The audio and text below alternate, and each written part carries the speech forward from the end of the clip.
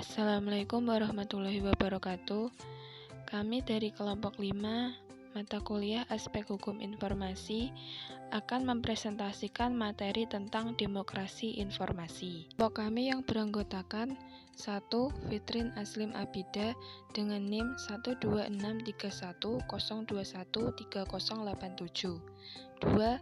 Arina Dwi Fasya dengan NIM 12631021267.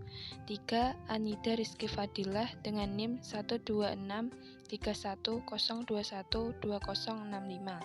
4. Intan Erliana Febrianti dengan NIM 1263102130074. 5. Yasinta Maulidina Putri dengan NIM 12631021245. 6.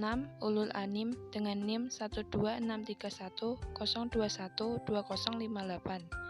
Dan terakhir Nikmatul Kamidah dengan NIM 12631021272. Materi yang pertama yaitu pengertian demokrasi informasi. Pengertian demokrasi. Demokrasi berarti keterbukaan, kebebasan, dan hak yang tetap harus dibatasi oleh nilai dan norma.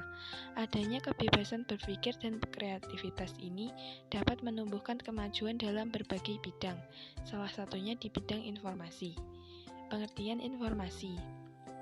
Informasi adalah keterangan, pernyataan, gagasan, dan tanda-tanda yang mengandung nilai, makna, dan pesan baik data, fakta, maupun penjelasannya yang dapat dilihat, didengar, dan dibaca yang disajikan dalam berbagai kemasan dan format sesuai dengan perkembangan teknologi informasi dan komunikasi secara elektronik ataupun non-elektronik.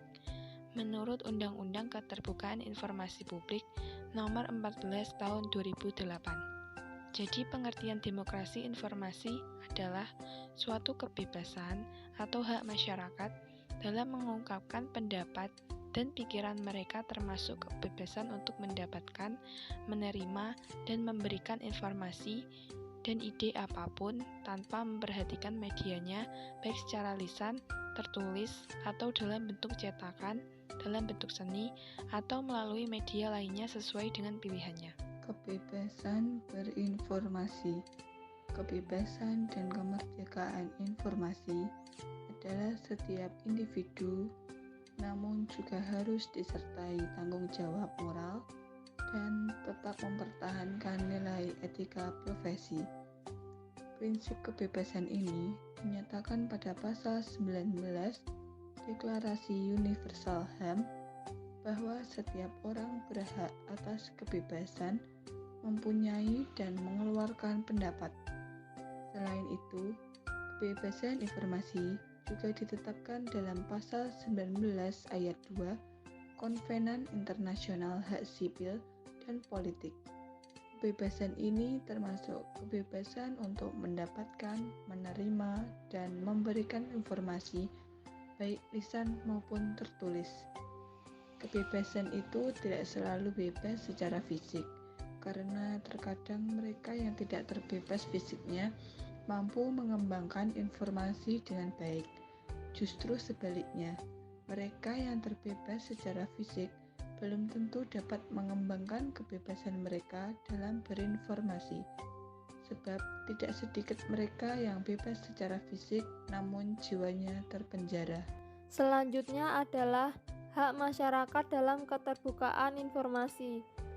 Negara yang terbuka dan demokratis seharusnya memberikan jaminan keterbukaan informasi yang diwujudkan dalam 5 hak yang dimiliki oleh masyarakat. Kelima hak tersebut adalah 1. Hak memantau perilaku pejabat publik dalam menjalankan peran publiknya. 2. Hak memperoleh informasi. 3. Hak terlibat dan berpartisipasi dalam proses pembentukan kebijakan publik. 4. Hak kebebasan berekspresi, salah satunya diwujudkan melalui kebebasan pers.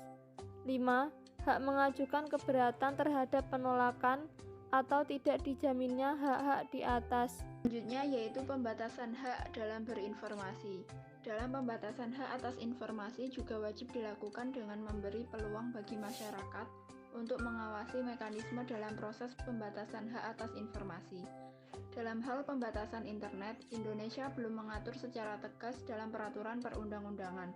Namun, peraturan yang paling mendekati ialah UU ITE nomor 11 tahun 2008 yang telah diubah sebagian ke dalam UU nomor 19 tahun 2016 tentang informasi dan transaksi elektronik. Dalam pasal 40 yaitu tentang pemerintah melindungi kepentingan umum dari segala jenis gangguan sebagai akibat penyalahgunaan informasi elektronik dan transaksi elektronik yang mengganggu ketertiban umum sesuai dengan ketentuan perundang-undangan. Kriteria informasi yang tidak dapat diakses publik. Pertama, informasi yang dapat membahayakan negara. Kedua, informasi yang berkaitan dengan kepentingan perlindungan usaha dari persaingan tidak sehat. Ketiga, informasi yang berkaitan dengan hak-hak pribadi. Keempat, informasi yang berkaitan dengan rahasia jabatan. Dan terakhir, informasi publik yang diminta belum dikuasai atau didokumentasikan. Selanjutnya adalah demokrasi informasi dalam perspektif perpustakaan. Demokrasi informasi dalam perspektif perpustakaan dapat ditunjukkan pada prinsip-prinsip perpustakaan dan 5 hukum perpustakaan. Prinsip-prinsip perpustakaan itu menyatakan bahwa perpustakaan maupun pusat informasi yang lain memang diselenggarakan, dipelihara oleh masyarakat, dan pemanfaatannya pun pada prinsipnya terbuka untuk semua orang. Dalam prinsip tersebut jelas tersirat bahwa setiap orang selaku pribadi maupun anggota masyarakat mempunyai hak yang sama untuk menyelenggarakan, mengelola, dan memanfaatkan sumber informasi. Dalam 5 hukum perpustakaan juga tersirat bahwa makna demokrasi informasi pada books are for use, every reader is book, every book is reader, save the time of the reader, and library is growing organism. Perpustakaan memang terbuka untuk semua orang dan siapapun boleh memberikan bahan informasi berupa buku, majalah, dan lainnya ke perpustakaan. Efek kebebasan informasi. Efek kebebasan informasi memiliki 2 dampak. Yang pertama, dampak positif. Dampak positifnya yang pertama adalah untuk menyampaikan aspirasi dan pendapat masyarakat diperlukan kebebasan berinformasi. Dampak positif yang kedua adalah masyarakat menjadi mudah menyebarkan serta mendapatkan informasi yang bermanfaat. Dampak positif yang ketiga adalah kebebasan memperoleh informasi bagi masyarakat dapat menjadi dasar dalam meningkatkan partisipasi dari masyarakat itu sendiri.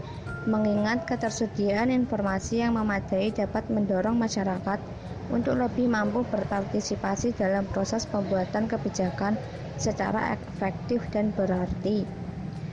Yang kedua ada dampak negatifnya. Dampak negatifnya yang pertama adalah mudahnya penyebaran info-info palsu di dalam masyarakat. Dampak negatif yang kedua adalah kebebasan informasi akan memberikan ruang gerak bagi masuknya budaya-budaya barat yang sama sekali berbeda dengan budaya masyarakat Indonesia. Dampak negatif yang terakhir adalah kebebasan informasi akan memberikan ruang bagi tumbuh dan berkembangnya ideologi-ideologi dari luar yang tidak sesuai dengan kepribadian suatu bangsa. Itulah penjelasan materi dari kelompok kami. Kami mengucapkan terima kasih kepada teman-teman yang sudah menyimak video ini dari awal sampai akhir.